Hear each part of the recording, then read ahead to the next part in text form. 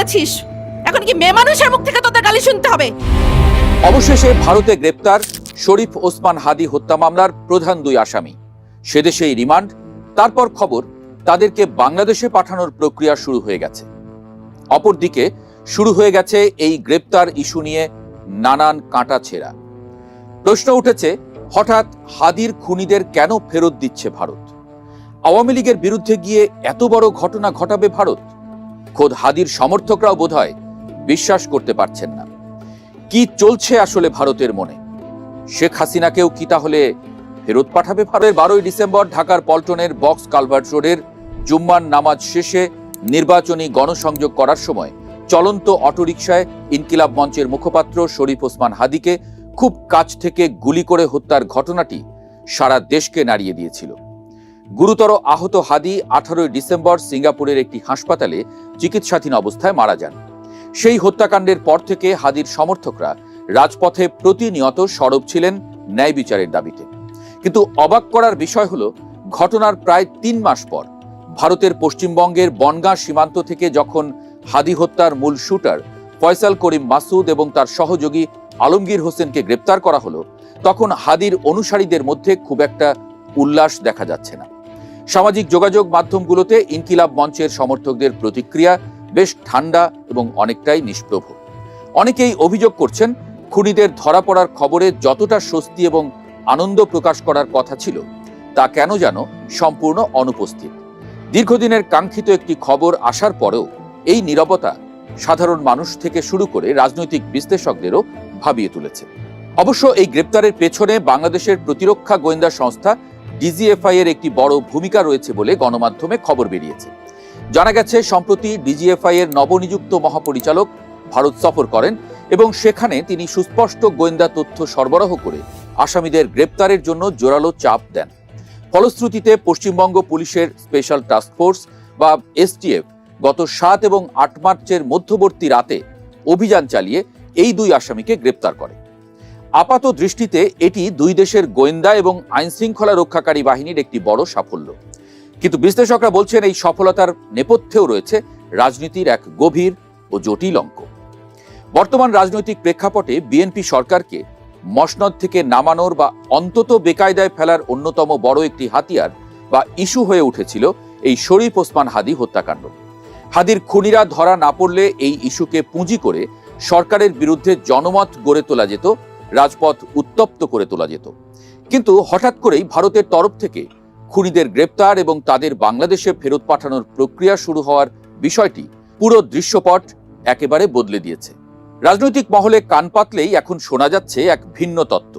অনেকেই মনে করছেন, বর্তমান বিএনপি সরকার ক্ষমতায় এসেছে ভারতের এক ধরনের পরোক্ষ সমর্থন বা প্রেসক্রিপশনে। রাজনীতিতে এমন একটি গুঞ্জন দীর্ঘদিন ধরেই প্রতিষ্ঠিত যে ভারত কখনোই চায় না তাদের আশীর্বাদ পুষ্ট বা তাদের সঙ্গে কৌশলগত সমঝোতায় থাকা কোনো সরকার এই মুহূর্তে বড় কোনো রাজনৈতিক সংকটে পড়ুক বা ক্ষমতাচ্যুত হোক। হাদি ইস্যুটিকে যদি দীর্ঘদিন জিইয়ে রাখা হতো, তবে তা যে কোনো সময় বর্তমান সরকারের জন্য বুমেরাং হতে পারত। বিরোধী পক্ষ বা ইনকিলাব মঞ্চের মতো সরকার বিরোধী কট্টর সংগঠনগুলো এই ইস্যুকে কেন্দ্র করে আন্দোলন চাঙ্গা করার বিশাল সুযোগ পেত। তাই ভারত সরকার অত্যন্ত সুকৌশলে হাদির খুনিদের গ্রেপ্তার করে বাংলাদেশের হাতে তুলে দিচ্ছে। আপাত দৃষ্টিতে মনে হতে পারে ভারত বুঝি আইনের শাসন বা ন্যায় বিচারের স্বার্থে বন্দি প্রত্যর্পণ চুক্তির প্রতি অগাধ সম্মান দেখিয়ে এই কাজ করছে। কিন্তু সমালোচকদের মতে ভারত আদতে এই খুনিদের ফেরত দিয়ে বর্তমান বিএনপি সরকারকেই রক্ষা করছে চাপ থেকে। সরকারের মাথার উপর থেকে একটি বড় রাজনৈতিক চাপ এবং অস্বস্তি সরিয়ে দিচ্ছে নয়াদিল্লি। খুনিরা দেশে ফিরলে স্বাভাবিক আইনি প্রক্রিয়ায় তাদের বিচার হবে, ফলে সরকারকে আর ব্যর্থতার দায়ে জবাবদিহিতার কাঠগড়ায় দাঁড়াতে হবে না। ভারতের এই অত্যন্ত সুচিন্তিত পদক্ষেপের কারণে হাদি হত্যা ইস্যুটি তার রাজনৈতিক উত্তাপ সম্পূর্ণ হারিয়ে ফেলল বলেই মনে করছেন বিশ্লেষকরা। এই রাজনৈতিক সমীকরণের কারণে মূলত হাদির খুনিদের বিচারের জন্য এতদিন যারা রাজপথে গলা ফাটিয়েছেন তাদের মধ্যে কোনো উচ্ছ্বাস নেই। তারা খুব ভালোভাবে বুঝতে পারছেন, খুনিরা ধরা পড়ার মধ্য দিয়ে তাদের সরকার বিরোধী আন্দোলনের সবচেয়ে বড় ট্রাম্প কার্ডটি চিরতরে হাতছাড়া হয়ে গেল।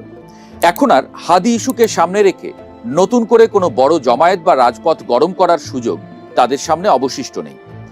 একটি সফল আন্দোলনের জন্য যে তীব্র আবেগ বা সেন্টিমেন্টের প্রয়োজন হয়, খুনিদের গ্রেপ্তারের খবর সেই আবেগের আগুনে কার্যত এক বালতির ঠান্ডা জল ঢেলে দিয়েছে। খুনিদের ফেরত দেওয়ার এই ভারতীয় সিদ্ধান্তে তাই ইনকিলাব মঞ্চ বা হাদির কট্টর সমর্থকদের খুশি হওয়ার বদলে এক ধরনের হতাশা বা রাজনৈতিক হিসাব নিকাশ মেলাতে না পারার আক্ষেপই বেশি স্পষ্ট হয়ে উঠছে সামাজিক যোগাযোগ মাধ্যমের পাতাগুলোতে।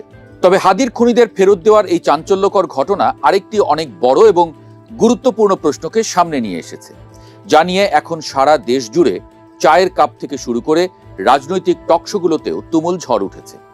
গত 5 আগস্ট ছাত্র জনতার ঐতিহাসিক গণ অভ্যুত্থানের মুখে ক্ষমতা ছেড়ে তড়িঘড়ি করে ভারতে পালিয়ে যাওয়া সাবেক প্রধানমন্ত্রী শেখ হাসিনা এখনও সেখানেই অবস্থান করছেন। তার বিরুদ্ধে ইতোমধ্যে বাংলাদেশে শত শত হত্যা মামলা দায়ের করা হয়েছে, এমনকি আন্তর্জাতিক অপরাধ ট্রাইব্যুনাল থেকে তার বিরুদ্ধে ফাঁসির আদেশও হয়েছে। বাংলাদেশ সরকার তাকে ফেরত আনার ব্যাপারে বারবার কূটনৈতিক পর্যায়ে কথা বলছে। এখন ভারত যখন খুনি ফয়সাল এবং আলমগীরকে গ্রেপ্তার করে দ্রুততার সঙ্গে ফেরত দেওয়ার প্রক্রিয়া শুরু করেছে, তখন সাধারণ মানুষের মনে আরেকটি প্রশ্ন বারবার ঘুরপাক খাচ্ছে, তবে কি শেখ হাসিনাকেও এবার ফেরত দিতে পারে ভারত? যদি সাধারণ অপরাধী বা খুনিদের ক্ষেত্রে ভারত বন্দি প্রত্যর্পণ চুক্তি বা প্রতিবেশী দেশের আইনি কাঠামোর প্রতি এতটা সম্মান দেখাতে পারে, তবে শেখ হাসিনার ক্ষেত্রে তারা কি করবে? বিশ্লেষকরা অবশ্য বলছেন, শরীফ ওসমান হাদির খুনিদের ফেরত দেওয়া আর সাবেক প্রধানমন্ত্রী শেখ হাসিনাকে ফেরত দেওয়ার বিষয়টি একই পাল্লায় মাপার ঠিক হবে না। ফয়সাল বা আলমগীর নিছকই খুনি বা সাধারণ পর্যায়ের অপরাধী। তাদের সঙ্গে ভারতের রাষ্ট্রের সরাসরি কোনো রাজনৈতিক, অর্থনৈতিক বা কৌশলগত স্বার্থের সম্পর্ক নেই। বরং তাদের ফেরত দিয়ে যদি বাংলাদেশে একটি বন্ধু ভাবাপন্ন সরকারকে স্বস্তিতে রাখা যায় এবং নিজেদের ভাবমূর্তি উজ্জ্বল করা যায়, তবে ভারতের জন্য সেটাই অনেক বেশি লাভজনক। কিন্তু শেখ হাসিনার বিষয়টি সম্পূর্ণ ভিন্ন মেরুর। তিনি দীর্ঘ 1.5 দশক ধরে ভারতের সবচেয়ে পরীক্ষিত এবং বিশ্বস্ত মিত্র হিসেবে কাজ করেছেন। চরম বিপদের দিনে তাকে বাংলাদেশের হাতে তুলে দেওয়া ভারতের জন্য একটি বিশাল কূটনৈতিক এবং নৈতিক পরাজয় হিসেবে বিবেচিত হতে পারে। তাছাড়া আন্তর্জাতিক পরিসরে ভারতের ভাবমূর্তিও এতে প্রশ্নবিদ্ধ হওয়ার মারাত্মক শঙ্কা রয়েছে। ভারত কখনোই চাইবে না তাদের কোনো পুরনো মিত্রকে বিপদের মুখে ঠেলে দিয়ে অন্যান্য মিত্র দেশগুলোর কাছে একটি ভুল বার্তা দিতে। তাই খুনিদের ফেরত দেওয়া মানেই যে শেখ হাসিনাকেও অবিলম্বে ফেরত দেওয়া হবে, এমনটা ভাবাটা হয়তো এই মুহূর্তে একটু বাড়াবাড়ি হবে। তা সত্ত্বেও হাদির খুনিদের গ্রেপ্তারের ঘটনাটি বাংলাদেশ সরকারকে অন্তত একটি শক্ত মনস্তাত্ত্বিক ভিত্তির উপর দাঁড় করিয়ে দিয়েছে, তা অস্বীকার করার উপায় নেই। বাংলাদেশ সরকার এখন অনেক বেশি আত্মবিশ্বাসের সাথে এবং জোরালোভাবে ভারতের কাছে এই দাবি তুলতে পারবে যে অপরাধী যেই হোক না কেন, তাকে বাংলাদেশের আইনি প্রক্রিয়ার মুখোমুখি করতে ফেরত দিতে হবে। এই বন্দি প্রত্যর্পণ চুক্তির সফল প্রয়োগ আগামী দিনের ভূরাজনীতি এবং কূটনীতিতে একটি বড় প্রভাব ফেলবে। ভারত হয়তো এখনই শেখ হাসিনাকে ফেরত দেবে না, কিন্তু হাদির খুনিদের প্রত্যর্পণের এই দৃষ্টান্ত আগামী দিনে শেখ হাসিনাকে দেশে ফিরিয়ে আনার ক্ষেত্রে একটি অত্যন্ত গুরুত্বপূর্ণ আইনি নজির বা টেস্ট কেস হিসেবে কাজ করতে পারে। রাজনীতির মাঠে শেষ কথা বলে কিছু নেই। আজ যা অসম্ভব মনে হচ্ছে, কাল আন্তর্জাতিক কূটনীতির মারপ্যাঁচে এবং ভূরাজনৈতিক স্বার্থের রদবদলে তা হয়তো চরম বাস্তব হয়ে ধরা দিতে পারে। তাই হাদির খুনিদের দেশে ফেরতের এই প্রক্রিয়ার দিকে যেমন সবার নজর রয়েছে, তেমনি এই ঘটনার সুদূরপ্রসারী প্রভাব শেষ পর্যন্ত বাংলাদেশের রাজনীতির সবচেয়ে বড় প্রশ্নটির অর্থাৎ শেখ হাসিনার ভাগ্য নির্ধারণে কোনো ভূমিকা রাখে কিনা, সেটাই এখন দেখার বিষয়।